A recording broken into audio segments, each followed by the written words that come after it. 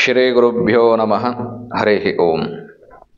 ಎಲ್ಲ ಆತ್ಮೀಯ ಸಹೃದಯಿ ಆಸ್ತಿಕ ಜ್ಯೋತಿಷ್ಯ ವೀಕ್ಷಕರಿಗೆ ಜ್ಯೋತಿಷಿ ವಾಸ್ತುತಜ್ಞ ಡಾಕ್ಟರ್ ವಿಶ್ವನಾಥ್ ಭಾಗವತ್ ಮಾಡುವಂತಹ ಹೃದಯಪೂರ್ವಕವಾಗಿರತಕ್ಕಂತಹ ನಮಸ್ಕಾರಗಳು, ವಂದನೆಗಳು. ಸ್ನೇಹಿತರೆ, ಈಗ 2025 ಧನುಸ್ಸು ರಾಶಿಯ ವರ್ಷ ಭವಿಷ್ಯವನ್ನು ನೋಡಬೇಕು. Yearly prediction. ಮೂಲ ನಕ್ಷತ್ರ, ಪೂರ್ವಾಷಾಢ ನಕ್ಷತ್ರ ಹಾಗೂ ಉತ್ತರಾಷಾಢ ನಕ್ಷತ್ರಕ್ಕೆ ಧನುಸ್ಸು ರಾಶಿ ಬರುತ್ತೆ. ಧನುಸ್ಸು ರಾಶಿ ಅಧಿಪತಿಯಾಗಿರ್ತಕ್ಕಂಥವನು ಗುರು. ಸ್ನೇಹಿತರೆ, ಧನುಸ್ಸು ರಾಶಿಯ ಗ್ರಹಸ್ಥಿತಿಗಳನ್ನ ನೋಡಬೇಕು. ಇದು ಜನವರಿ 2025 ಡಿಸೆಂಬರ್ 2025 ಗ್ರಹಸ್ಥಿತಿಗಳು. ಇಂಗ್ಲಿಷ್ ಕ್ಯಾಲೆಂಡರ್ ಪ್ರಕಾರವಾಗಿ ಇಯರ್ಲಿ ಪ್ರಿಡಿಕ್ಷನ್ ಇದು. ಇದನ್ನು ಹೊರತುಪಡಿಸಿ ಮಾಸ ಭವಿಷ್ಯ ಬರುತ್ತೆ ನಮ್ಮ ಯೂಟ್ಯೂಬ್ ವಾಹಿನಿಯಲ್ಲಿ. ಅದೇ ರೀತಿಯಾಗಿ ವಾರ ಭವಿಷ್ಯವನ್ನು ನೋಡಬೇಕು ಅಂತಂದರೆ ರಾಷ್ಟ್ರೀಯ ವಾಹಿನಿಯಾಗಿರ್ತಕ್ಕಂತಹ ಜಿ ಕನ್ನಡ ನ್ಯೂಸ್ನಲ್ಲಿ ಪ್ರತಿ ಭಾನುವಾರ ಬೆಳಗ್ಗೆ 7 ಜ್ಯೋತಿಷ್ಯ ಫಲ ಎನ್ನುವಂತಹ ಕಾರ್ಯಕ್ರಮದಲ್ಲಿ ನಾನು ನಿಮ್ಮ ಮುಂದೆ ಬರ್ತೇನೆ. ಆ ಕಾರ್ಯಕ್ರಮವನ್ನು ಕೂಡ ವೀಕ್ಷಣೆ ಮಾಡಿ ಸ್ನೇಹಿತರೆ. ಈಗ ಅಲ್ಲಿ ವಾರ ಭವಿಷ್ಯ ಬರುತ್ತೆ, ಇಲ್ಲಿ ವರ್ಷ ಭವಿಷ್ಯ ಈಗ ನಿಮಗೆ ತಿಳಿಸ್ತಾ ಇರ್ತಕ್ಕಂಥದ್ದು. ನೋಡಿ, ಗ್ರಹಸ್ಥಿತಿಗಳು ಗುರು 6ನೇ ಮನೆಯಿಂದ 7ನೇ ಮನೆಗೆ, ವೃಷಭ ರಾಶಿಯಿಂದ ಮಿಥುನ ರಾಶಿಗೆ, ಮತ್ತು ಶನಿ 3ನೇ ಮನೆಯಿಂದ 4ನೇ ಮನೆಗೆ, ರಾಹು 4ರಿಂದ 3ನೇ ಮನೆಗೆ, ಕೇತು 10ರಿಂದ 9ನೇ ಮನೆಗೆ. ಈ ಗ್ರಹಸ್ಥಿತಿಗಳ ಆಧಾರದ ಮೇಲೆ ಧನುಸ್ಸು ರಾಶಿಯವರ ವರ್ಷ ಭವಿಷ್ಯವನ್ನು ಪ್ರಿಡಿಕ್ಟ್ ಮಾಡಬೇಕು. ವರ್ಷ ಭವಿಷ್ಯದಲ್ಲಿ ಧನುಸ್ಸು ರಾಶಿಯವರಿಗೆ 2025 ಒಂದು ವಿಶೇಷವಾದಂತಹ ವರ್ಷ ಅಂತ ಹೇಳಿದ್ರೆ ತಪ್ಪಾಗ್ಲಿಕ್ಕಿಲ್ಲ. ಗ್ರೇಸ್ ಪೀರಿಯಡ್ ಅಂತ, ಅಂದರೆ ಲಕ್ಕಿಯೆಸ್ಟ್ ಇಯರ್ ಅಂತ ಹೇಳ್ಬೋದು. ಯಾಕೆ ಅಂತಂದರೆ ಅತ್ಯಂತ ಉತ್ತಮವಾದಂತಹ ಯಶಸ್ಸು, ಸುಖ, ಸಂತೋಷವನ್ನು ಮತ್ತು ಫಲವನ್ನು ಕಾಣುವಂತಹ ವರ್ಷವಾಗಿದೆ. ಕಾರಣ ಎಲ್ಲ ಗ್ರಹಸ್ಥಿತಿಗಳು ನಿಮಗೆ ಪೂರಕವಾಗಿದ್ದಾವೆ. ಹಾಗಾಗಿ ಧನುಸ್ಸು ರಾಶಿಯವ್ರಿಗೆ, ಅದರಲ್ಲೂ ವಿಶೇಷವಾಗಿ ಸುಮಾರು 28-29 ವರ್ಷ ವಯಸ್ಸಿನವರಿಂದ ಹಿಡಿದು ಸುಮಾರು 68-69 ವರ್ಷ ವಯಸ್ಸಿನವರಿಗಂತೂ ಇದು ಅತ್ಯಂತ ಹೆಚ್ಚು ಸುಖ ಸಂತೋಷವನ್ನು ನೀಡುವಂತಹ ವರ್ಷ 2025. ನೋಡಿ, ಕಾರಣ ಗ್ರಹಸ್ಥಿತಿಗಳನ್ನು ನೋಡ್ತಾ ಹೋಗೋಣ. ಗುರು 6ರಿಂದ 7ನೇ ಮನೆಗೆ ಅಂತ ಹೇಳಿದೆ ಅಂದರೆ ತನ್ನ ಸರ್ವೇ ಸಾಮಾನ್ಯವಾಗಿ ಎಲ್ರಿಗೂ ಒಂದು ಡೌಟ್ ಇದೆ. ಗೋಚಾರದಲ್ಲಿ ಶುಭ ಇರುತ್ತೆ, ಆದರೆ ಆ ಮನೆಯಲ್ಲಿ ಯಾರ ಮನೆಗೆ ಹೋಗಿದ್ದಾರೋ ಆ ಮನೆಯ ಅಧಿಪತಿ ಆಗಿರ್ತಕ್ಕಂಥವನು ಶತ್ರು ಆಗಿರ್ತಾನೆ. ಆವಾಗ ನಮಗೆ ಶುಭ ಫಲ ಸಿಗತ್ತೋ, ಗೋಚಾರದ ಫಲ ಸಿಗತ್ತೋ, ಅಥವಾ ಶತ್ರು ಅನ್ನುವಂತಹ ಕಾರಣಕ್ಕೆ ಕೆಟ್ಟದ್ದಾಗತ್ತೋ ಅನ್ನುವಂತಹ ಪ್ರಶ್ನೆ ಎಲ್ರಿಗೂ ಇದೆ. ಎಲ್ಲರೂ ಮಾಡುವಂತಹ ತಪ್ಪುಗಳಿದೇನೇನೆ. ಸರಿಯಾದಂತಹ ಪ್ರಿಡಿಕ್ಷನ್, ನೀವು ಹೇಳುವಂತಹ ಭವಿಷ್ಯ ಸತ್ಯವಾಗಬೇಕು ಅಂತಂದರೆ ಬರೀ ಗೋಚಾರದಲ್ಲಿ ಶುಭ ಅಶುಭ ಅಷ್ಟರ ಮೇಲೆ ನಿಶ್ಚಯವಾಗೋದಿಲ್ಲ. ಯಾರ ಮನೆಯಲ್ಲಿದ್ದಾರೆ ಮತ್ತು ಯಾವ ಗ್ರಹದ ದೃಷ್ಟಿ ಇದೆ ಇದೆಲ್ಲವೂ ಕೂಡ ಕೌಂಟ್ ಆಗುತ್ತೆ. ಹಾಗಾಗಿ ಭವಿಷ್ಯ ಅನ್ನುವಂಥದ್ದು ನಿಮ್ಮ ಸಕ್ಸಸ್ ರೇಟಿಂಗ್ ಅನ್ನುವಂತಹ ಸಂದರ್ಭದಲ್ಲಿ ಹೆಚ್ಚು ಇರಬೇಕು. ರೇಟಿಂಗ್ ಚೆನ್ನಾಗಿರಬೇಕು ಅಂತಂದರೆ ನೀವು ಕರೆಕ್ಟಾಗಿ ಕ್ಯಾಲ್ಕುಲೇಷನ್ ಮಾಡೋದನ್ನು ತಿಳ್ಕೊಂಡಿರಬೇಕು. ಹಾಗಾಗಿ ಇಲ್ಲಿ ನಾನು ಯಾಕೆ ನಿಮಗೆ ಇಷ್ಟು ಉತ್ತಮವಾದಂತಹ ಭರವಸೆಯನ್ನು ಕೊಡ್ತಾ ಇದ್ದೇನೆ ಅಂತಂದರೆ, ನೋಡಿ, ಫಸ್ಟ್ ಆಫ್ ಆಲ್ ಧನುಸ್ಸು ರಾಶಿ ಅನ್ನುವಂಥದ್ದು ಗುರುಗ್ರಹಕ್ಕೆ ಮೂಲ ತ್ರಿಕೋಣ. ಇದು ಮೊದಲನೇದಾಗಿ ಗಮನದಲ್ಲಿಟ್ಟುಕೊಳ್ಳಬೇಕಾದಂತಹ ವಿಚಾರ. ನಂತರದಲ್ಲಿ 6ನೇ ಮನೆಯಿಂದ ಸಾಧಕ ಸ್ಥಾನದಿಂದ ಸಪ್ತಮಕ್ಕೆ ಗುರುವಿಗೆ 7ನೇ ಮನೆ ದೃಷ್ಟಿಯೂ ಹೌದು ಮತ್ತು ಸಪ್ತಮ ಅನ್ನುವಂಥದ್ದು ಗೋಚಾರದಲ್ಲಿ ಶುಭವೂ ಹೌದು. ಹಾಗಾಗಿ ಇಲ್ಲಿ ಉತ್ತಮವಾದಂತಹ ಯಶಸ್ಸನ್ನು ಪಡಿಬಹುದು. 6 ಸಾಧಕ ಸ್ಥಾನ, ತುಂಬ ಪ್ರಯತ್ನ ಪಡಬೇಕು ಅಥವಾ ತುಂಬ ಸ್ಟ್ರಗಲ್ ಮಾಡಬೇಕಾಗತ್ತೆ. ಏನಕ್ಕೋಸ್ಕರ ಅಂತಂದರೆ ಅದು ಶುಕ್ರನ ಮನೆ, 6ನೇ ಮನೆ. ಶುಕ್ರನ ಮನೆಯಿಂದ ಬುಧನ ಮನೆಗೆ ಹೋಗ್ತಾರೆ. 6ನೇ ಮನೆ ಶುಕ್ರನ ಮನೆ.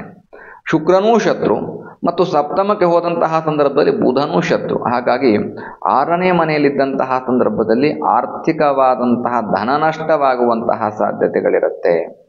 ಅಂದರೆ ಎಕನಾಮಿಕಲ್ ಗ್ರೋತ್ ಸ್ವಲ್ಪ ಕಡಿಮೆ ಆಗತ್ತೆ.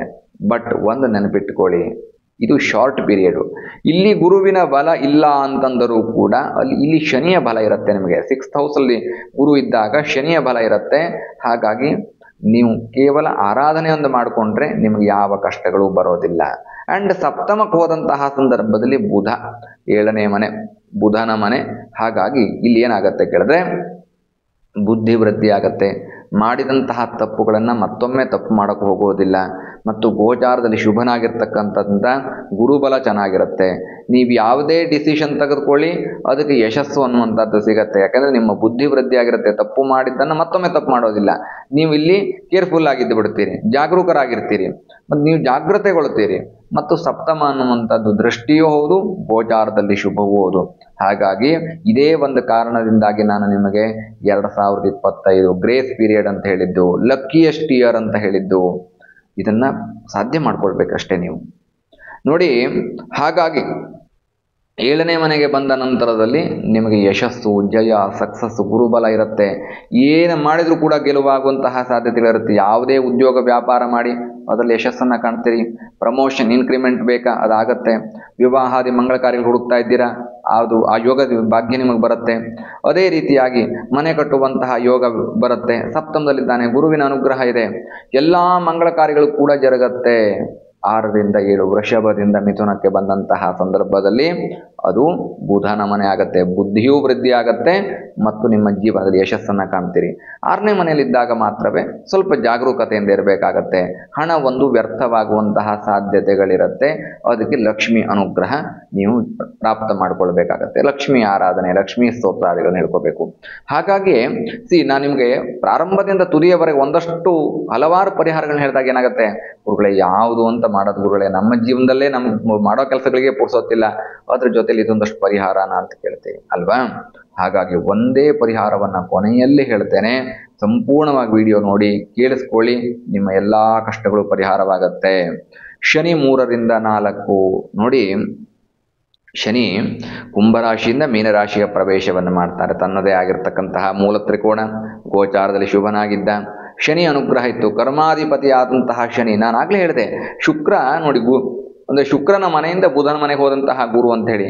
ಇಲ್ಲಿ ಯಾಕೆ ನಿಮಗೆ ಲಕ್ಷ್ಮೀ ಆರಾಧನೆ ಹೇಳದೆ, ಅದು ಯಾವುದೇ ಕಷ್ಟಗಳಾಗದೇ ಇರುವಂತಹ ರೀತಿ ನಿಮ್ಮನ್ನು ಕಾಪಾಡತ್ತಂತ ಯಾಕೆ ಹೇಳದೆ ಅಂತಂದರೆ, ಶನಿಗೆ ಅಲ್ಲಿ ಮಿತ್ರನಾಗ್ತಾನೆ ಶುಕ್ರ. ಹಾಗಾಗಿ ನೋಡಿ, ಇಲ್ಲಿ ಶನಿಯ ಬಲವೂ ಸಿಗತ್ತೆ. ಆದ್ದರಿಂದಾಗಿ ಶನಿ ಗೋಚಾರದಲ್ಲಿ ಶುಭನಾಗಿದ್ದಾನೆ 3ನೇ ಮನೆಯಲ್ಲಿ. ಮತ್ತು 4ನೇ ಮನೆಗೆ ಹೋದಾಗ ಸುಖ ಸ್ಥಾನಕ್ಕೆ ಹೋದಂತಹ ಸಂದರ್ಭದಲ್ಲಿ ಗೋಚಾರದಲ್ಲಿ ಬಲ ಇಲ್ಲದೆ ಇದ್ರೆ ಏನಾಯಿತು, ಗುರುವಿಗೆ ಚೆನ್ನಾಗಿರುತ್ತೆ. ಗುರು ಸಪ್ತಮದಲ್ಲಿರ್ತಾನೆ, ಗುರುವಿನ ದೃಷ್ಟಿ ಉತ್ತಮವಾಗಿರುತ್ತೆ. ಹಾಗಾಗಿ ಸುಖ ಸ್ಥಾನಕ್ಕೆ ಹೋದಂತಹ ಶನಿ ಕೂಡ ನಿಮಗೆ ಯಶಸ್ಸನ್ನು ಕೊಡ್ತಾನೆ. ಇಲ್ಲಿ ಯೋಚನೆ ಮಾಡಬೇಕಾಗಿರ್ತಕ್ಕಂಥದ್ದು ಶನಿ, ಗುರು, ಶುಕ್ರ ಮತ್ತು ಬುಧನ ಸ್ಥಾನವನ್ನು. ಯಾಕೆ ಅಂತಂದರೆ ಶನಿ ಆಯುಷ್ಯಾಧಿಪತಿಯು ಕರ್ಮಾಧಿಪತಿಯೂ ಆಗಿದ್ದಾನೆ. ನೀವು ಮಾಡುವಂತಹ ಕೆಲಸದಲ್ಲಿ ಯಶಸ್ಸನ್ನು, ಸಕ್ಸಸ್ಸನ್ನು ಕೊಡುವಂತಹ ಗ್ರಹ ಶನಿ ಪರಮಾತ್ಮನಾಗಿದ್ದಾನೆ. ನಿಮ್ಮ ನೆಗೆಟಿವಿಟಿಯನ್ನು ದೂರ ಮಾಡುವಂತಹ, ನಿಮ್ಮ ದೋಷವನ್ನು ದೂರ ಮಾಡುವಂತಹ ಗ್ರಹ ಶನಿ ಪರಮಾತ್ಮನಾಗಿದ್ದಾನೆ.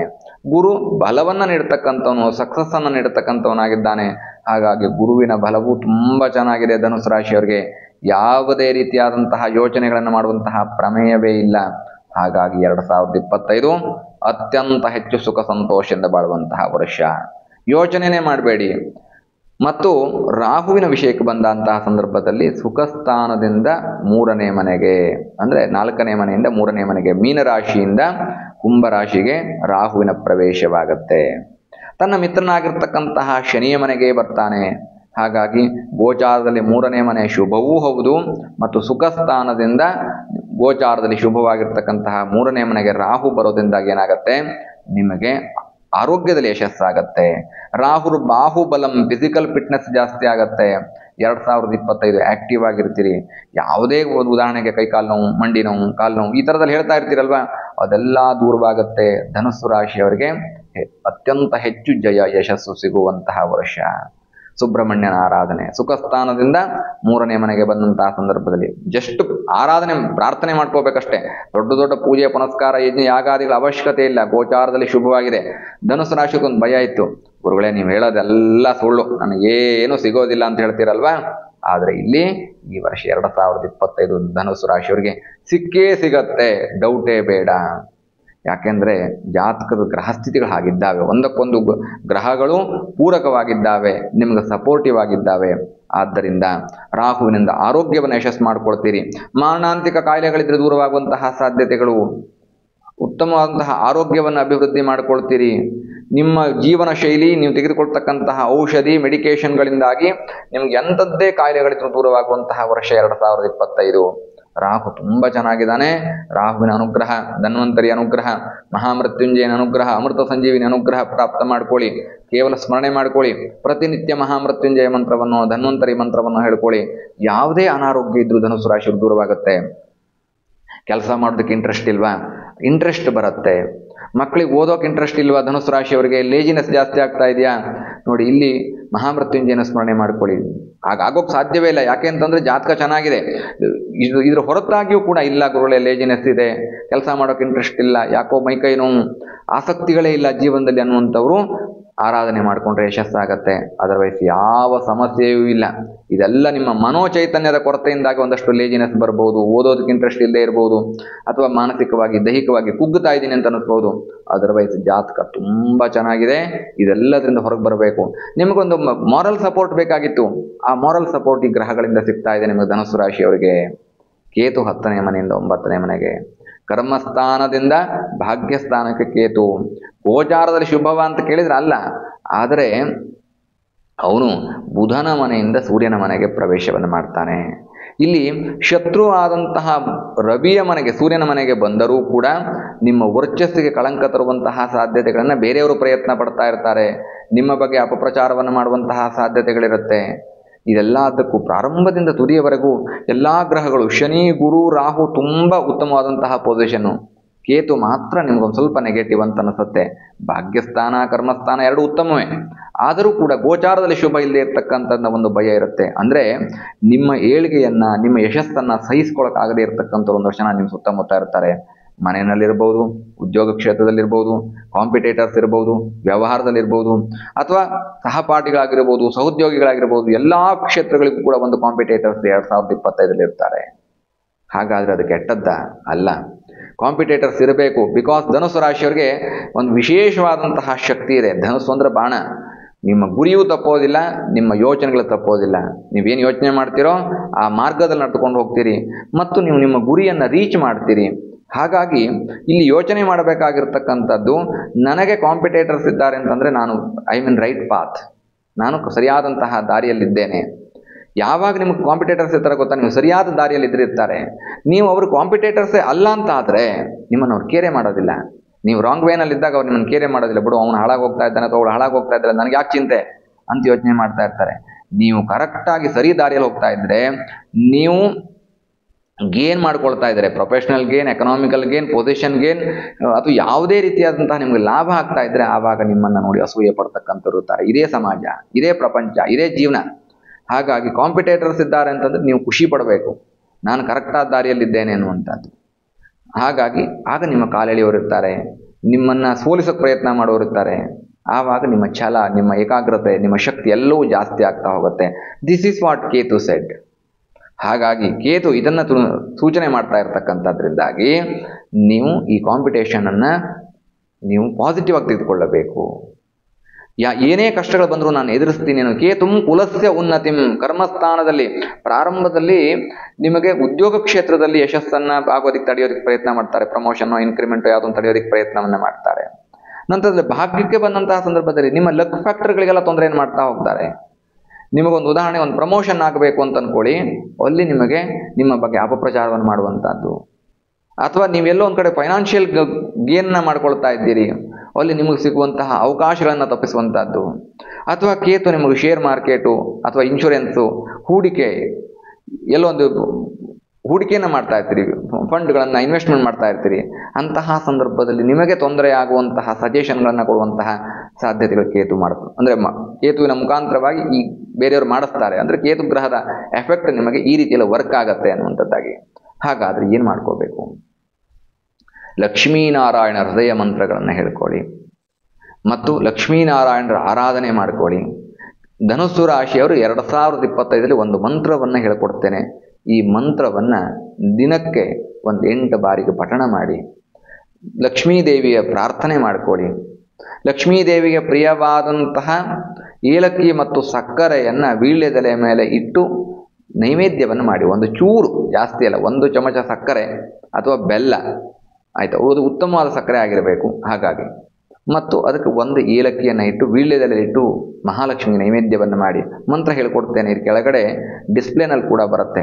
ಮಿನಿಮಮ್ 8 ಬಾರಿಗೆ ಪಠಣ ಮಾಡ್ಕೊಳ್ಳಿ, ಪ್ರತಿದಿನ ಮಾಡ್ಕೊಳ್ಳಿ, ಏನೂ ತಪ್ಪಿಲ್ಲ. ನೈವೇದ್ಯ ಯಾವಾಗ ಮಾಡಬೇಕು ಒಳ್ಳೆ ಪ್ರತಿದಿನ ಮಾಡೋಕ್ಕಾಗತ್ತಾ ಅಂತ ಕೇಳಿದ್ರೆ ಶುಕ್ರವಾರ, ಮಂಗಳವಾರ ಇಲ್ಲ ಹುಣ್ಣಿಮೆ ದಿನ. ಒಂದು ವೀಳ್ಯದೆಲೆಯಲ್ಲಿ 1 ಚಮಚ ಸಕ್ಕರೆ ಅಥವಾ ಬೆಲ್ಲ, ಅದಕ್ಕೆ ಒಂದೇ ಒಂದು ಏಲಕ್ಕಿಯನ್ನು ಇಟ್ಟು ದೇವ್ರಿಗೆ ನೈವೇದ್ಯ ಮಾಡಿ. ನೈವೇದ್ಯ ಅಂದರೆ ದೇವ್ರ ಮುಂದೆ ಇಟ್ಟು ನೀವು ಏನು ಪೂಜೆ ಮಾಡಬೇಕಾದ್ರೆ ಒಂದಿನ ಹಾಲು ಇಡ್ತೀರಿ, ಒಂದಿನ ಬಾಳೆಹಣ್ಣು ಇಡ್ತೀರಿ, ಒಂದಿನ ಸಕ್ಕರೆ ಇಡ್ತೀರಿ, ಹೀಗೇನೋ ಒಂದು ಕಾಯಿ ಹೊಡಿತೀರಿ ಶಕ್ತಿ ಇದ್ದವರು ಅಲ್ವಾ, ತೆಂಗಿನಕಾಯಿ ಹೊಡೆದು ನೈವೇದ್ಯ ಮಾಡ್ತೀರಿ, ಹಣ್ಣು ಇಡ್ತೀರಿ. ಇದೆಲ್ಲದ ಜೊತೆಗೆ ಇದು ಮಾಡದೇ ಇರಿ. ಶುಕ್ರವಾರ ಅಥವಾ ಮಂಗಳವಾರದ ದಿನ, ಹುಣ್ಣಿಮೆಯ ದಿನ 1 ವೀಳ್ಯದೆಲೆಯಲ್ಲಿ 1 ಚಮಚ ಸಕ್ಕರೆ, 1 ಏಲಕ್ಕಿಯನ್ನು ಇಡಿ. ಅದು ಸುಗಂಧಭರಿತವಾದಂತಹ ತಾಯಿಗೆ ಪ್ರಿಯವಾದಂತಹ ನೈವೇದ್ಯಗಳಲ್ಲಿ ಒಂದು. ಹಾಗಾದ್ರೆ ಮಂತ್ರ ಏನು ಹೇಳ್ಕೋಬೇಕು?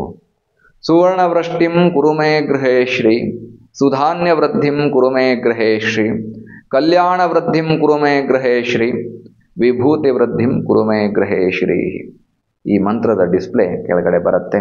ಇದನ್ನು ಮಂತ್ರವನ್ನು ಹೇಳ್ಕೊಳ್ಳಿ. ಬಿಕಾಸ್ ಸುವರ್ಣ ವೃಷ್ಟಿಂ ಅಂದರೆ ವೃದ್ಧಿಯೂ ಆಗಬೇಕು, ವೃಷ್ಟಿಯೂ ಆಗಬೇಕು. ನಿಮ್ಮ ಜೀವನದಲ್ಲಿ ಆರ್ಥಿಕವಾದಂತಹ ಯಶಸ್ಸು, ಗ್ರೋತ್ ಆಗಬೇಕು. ಸುವರ್ಣ ವೃಷ್ಟಿ, ಸುವರ್ಣ ಅಂದರೆ ಧನ ಕನಕ ಸಂಪತ್ತು, ಅದು ಮಳೆ ರೀತಿಯಲ್ಲಿ ನನ್ನ ಜೀವನದಲ್ಲಿ ಬೀಳಲಿ.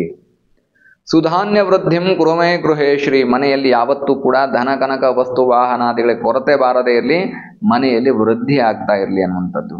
ಕಲ್ಯಾಣ ವೃದ್ಧಿಂ ಕುರುಮೇ ಗೃಹೇ ಶ್ರೀ, ಕಲ್ಯಾಣ ಅಂದರೆ ಮಂಗಳ ಕಾರ್ಯಗಳು, ಪೂಜಾ ಕೈಂಕರ್ಯಾದಿ ಮಂಗಳ ಕಾರ್ಯಗಳು, ಮನೆಯಲ್ಲಿ ಮಕ್ಕಳ ವಿವಾಹಾದಿ ಸಂತಾನ ಭಾಗ್ಯಾದಿ ಮಂಗಳ ಕಾರ್ಯಗಳು, ಇವೆಲ್ಲವೂ ಕೂಡ ಕಲ್ಯಾಣ ವೃದ್ಧಿಂ ಕುರುಮೇ ಗೃಹೇ ಶ್ರೀ. ವಿಭೂತಿ ವೃದ್ಧಿಂ ಕುರುಮೇ ಗೃಹೇ ಶ್ರೀ. ವಿಭೂತಿ ವೃದ್ಧಿ ಅಂತಂದರೆ ವಿಭೂತಿ ಅನ್ನುವಂಥದ್ದು ದುಷ್ಟಶಕ್ತಿಗಳನ್ನು ದೂರ ಮಾಡುವಂಥದ್ದಾಗಿಯೂ ಮತ್ತು ಆರೋಗ್ಯವನ್ನು ವೃದ್ಧಿ ಮಾಡುವಂಥದ್ದು. ಯಾಕೆ ನಾವೆಲ್ಲ ಸಾಮಾನ್ಯ ವಿಭೂತಿಯನ್ನು ಇಟ್ಕೊಳ್ಬೇಕು ಅನ್ನೋದಾಗಿ ಹೇಳ್ತೇವೆ. ವಿಭೂತಿ ಅಂತಂದರೆ ಅದು ಆರೋಗ್ಯ ಮತ್ತು ಚೈತನ್ಯವನ್ನು ನೀಡುವಂತಹ ಶಕ್ತಿ ಅದನ್ನು ಹೊಂದಿದೆ. ಮಾನಸಿಕವಾಗಿ ನಿಮ್ಮ ಎಲ್ಲ ಭಯವನ್ನು ದೂರ ಮಾಡಿ ಧೈರ್ಯವನ್ನು ಜಾಸ್ತಿ ಮಾಡುವಂತಹ ಶಕ್ತಿ ಹೊಂದಿದೆ. ಹಾಗಾಗಿ ವಿಭೂತಿ ಅನ್ನುವಂಥದ್ದು ಕೇವಲ ಅವರೇ ಇಟ್ಕೋಬೇಕಾ ಇವರೇ ಇಟ್ಕೋಬೇಕಾ ನೋ ಡಿಫ್ರೆನ್ಸ್. ಆದರೆ ಇಲ್ಲಿ ವಿಭೂತಿ ಅನ್ನುವಂಥದ್ದು ನಿಮ್ಮ ನೆಗೆಟಿವಿಟಿಯನ್ನು, ಭೂತ ಪ್ರೇತಾದಿಗಳಿಂದ ಬರ್ತಕ್ಕಂತಹ ತೊಂದರೆಗಳನ್ನು ದೂರ ಮಾಡಿ ನಿಮ್ಮ ಆರೋಗ್ಯವನ್ನು ವೃದ್ಧಿ ಮಾಡತಕ್ಕಂತಹ ಶಕ್ತಿ ಇದೆ. ಹಾಗಾಗಿ ಈ ಮಂತ್ರವನ್ನು ಪಠಣ ಮಾಡಿಕೊಳ್ಳಿ. ಎಲ್ಲ ಧನುಸ್ಸು ರಾಶಿಯವರು 2025ರಲ್ಲಿ ಸುಖವಾಗಿ ಸಂತೋಷವಾಗಿ ಬಾಳ್ತೀರಿ ಅನ್ನುವಂತಹ ಭರವಸೆ. ಏನಾದ್ರು ಕಷ್ಟ ಬಂದರೂ ಕೂಡ ಈ ಥರದ ಪರಿಹಾರಗಳನ್ನ ಮಾಡ್ಕೊಳ್ಳಿ. ನಿಮ್ಮ ಜೀವನ ಅಲ್ಟಿಮೇಟ್ ಸಕ್ಸಸ್ಸನ್ನು, ಯಶಸ್ಸನ್ನು ಕಾಣ್ತೀರಿ ಅನ್ನುವಂತಹ ಭರವಸೆಯೊಂದಿಗೆ ತಮ್ಮೆಲ್ಲರಿಗೂ ಶುಭವಾಗಲಿ ಅನ್ನುವಂತಹ ಮಾತನ್ನು ಹೇಳ್ತಾ, ಪ್ರತಿ ವಾರ ಭವಿಷ್ಯಕ್ಕಾಗಿ ರಾಷ್ಟ್ರೀಯ ವಾಹಿನಿ ಜಿ ಕನ್ನಡ ನ್ಯೂಸನ್ನು ನೋಡಿ, ಮಾಸ ಭವಿಷ್ಯಕ್ಕೋಸ್ಕರವಾಗಿ ಪ್ರತಿ ತಿಂಗಳು ಈ ವಾಹಿನಿಯನ್ನು ವೀಕ್ಷಣೆ ಮಾಡ್ತಾ ಇರಿ. ಇದು 2025ರ ವರ್ಷ ಭವಿಷ್ಯ, ಧನುಸ್ಸು ರಾಶಿಯ ವರ್ಷ ಭವಿಷ್ಯ ಅನ್ನುವಂತಹ ಮಾತನ್ನು ಹೇಳ್ತಾ ತಮ್ಮೆಲ್ಲರಿಗೂ ಶುಭವಾಗಲಿ ಸ್ನೇಹಿತರೆ. ಶುಭಂ ಭೂಯಾತ್. ಲೋಕಾಹ ಸಮಸ್ತ ಸುಖಿನೋ ಭವಂತು. ಸಮಸ್ತ ಸನ್ಮಂಗಲಾನಿ ಭವಂತು.